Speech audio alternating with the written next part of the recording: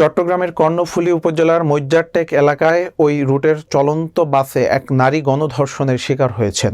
4 দিন পর ঘটনাটি জানাজানি হলে একটি মোবাইল নাম্বার সূত্রে নতুন ব্রিজ এলাকায় কৌশলে অপরাধীদের ধরে পুলিশের কাছে সোপর্দ করেছে এলাকাবাসী। থানায় মামলার মাধ্যমে বাসটির ড্রাইভার ও হেলপারকে আদালতে পাঠিয়েছে পুলিশ। বিস্তারিত থাকছে চট্টগ্রাম থেকে সহকর্মী রুমেন চৌধুরীর পাঠানো প্রতিবেদনে। 6 সেপ্টেম্বর রাত 9টা দক্ষিণ চট্টগ্রামের পটিয়ার মনসা বাদামতল এলাকা থেকে এই রুটে চলাচল করা চট্টমেট্রো 110437 নাম্বারের একটি মিনি বাসে উঠে চট্টগ্রাম শহরের বাসার আসার উদ্দেশ্যে রওনা হন সদ্য বিবাহিত এক গার্মেন্টস নারী কর্মী। নতুন ব্রিজের আগেই বাসটির অন্যান্য যাত্রীরা মজ্জারটেক মোড়ে নেমে গেলে ভিকটিম নারী একা হয়ে বাস ড্রাইভার ও হেল্পারের রাহু দৃষ্টির শিকার হয়ে হারিয়েছেন একটি নারীর সবচেয়ে অমূল্য সম্পদ ইজ্জত। লোকলজ্জার ভয়ে চুপ ছিলেন 4 দিন। অতঃপর তার স্বামীকে জানান বিভৎস এই ঘটনা। স্বামী তার বন্ধুদের ঘটনাটি জানালে 9 সেপ্টেম্বর একটি মোবাইল নাম্বারের সূত্র ধরে বাকুলিয়া এলাকার বাস্তুহারা সমিতির নেতাদের হাতে ধরা পড়ে ধর্ষকরা। পটিয়া থেকে আমাদের এক ছোট ভাইয়ের বউ আপনার পটিয়া থানাতে ওই দিক থেকে আসতেছে মিনি বাসগুলো, যে মিনি বাসগুলো আছে মিনি বাসগুলোতে আসতেছে।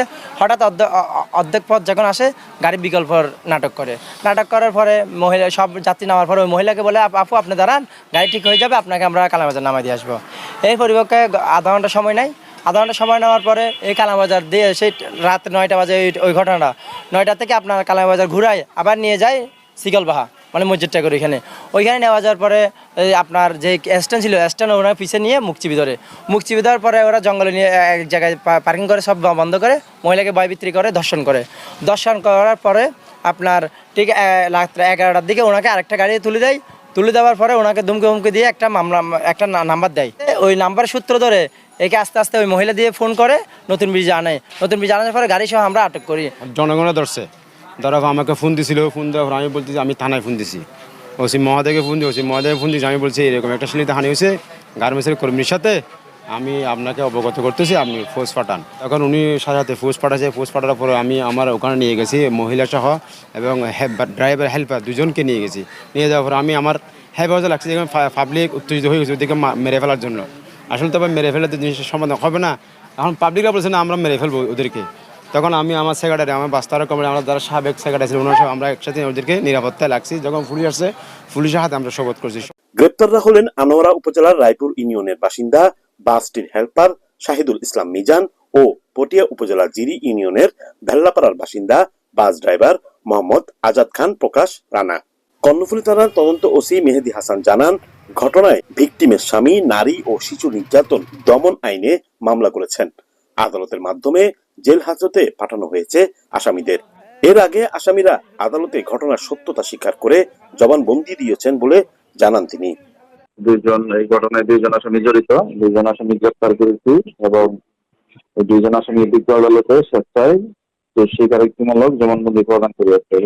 অত্র মামলার ভিকটিমকে চট্টগ্রাম মেডিকেল কলেজে পাঠানো হয়েছে দর্শন পরীক্ষা করার জন্য এবং দর্শন পরীক্ষা শেষে হয়তো আগামীকাল ভিকটিমের 22 ধারা জবানবন্দি গ্রহণ করা হবে।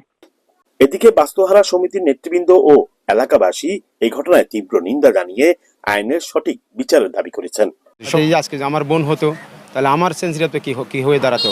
আজকে যেখানে ভারতের যে দর্শনটা হয়েছিল সারা ভারত উত্তাল হয়েছিল, এই জিনিসটা যদি কোনো একজন যদি আইনের কর্মী হতো বা পুলিশের বোন হতো বা সংবাদকর্মী বোন হতো তাহলে এই জিনিসটা আজকে হটগোল বাংলাদেশে লেগে যেত। তাই আমরা কি চাইতেছি যে সুষ্ঠু বিচার হোক এটার।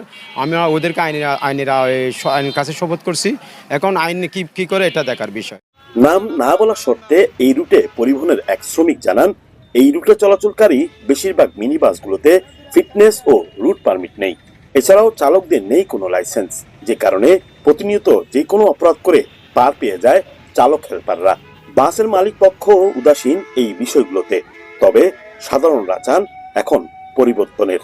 সব ধরনের গাড়ি যেন নিরাপদ হয় এই রুটে চলাচলকারী যাত্রীদের জন্য। রুমেন চৌধুরী, রাজধানী টেলিভিশন।